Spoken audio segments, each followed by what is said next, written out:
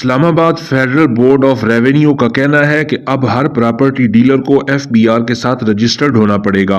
ये registration FATF के बुनियादी तकाजों में से एक है। एक निजी टीवी ने दावा किया है कि 22,000 प्रॉपर्टी एजेंट्स को नोटिस मौसूल हो गए।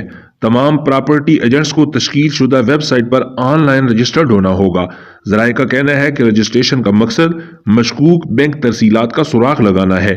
रजिस्टर्ड एजेंट्स को क्लाइंट का मुकम्मल प्रोफाइल टैक्स हुकाम को पेश करना होगा। एफबीआर का कहना है कि इन प्रोफाइल से कैश और तरसीलात के जरिए रकम की मुंतकली का सुराग लगाया जाएगा। रकूम की मुंतकली की बुनियाद पर मनी लॉन्ड्रिंग और तखरीबी फाइनेंसिंग का पता चलाया जाएगा। रियल डायरी पीके चैनल को सब्सक्राइब करके घंटी के बटन को दबा दें ताकि हकायक और दलाइल से भरपूर मालूमात आपको सबसे पहले मिल सके।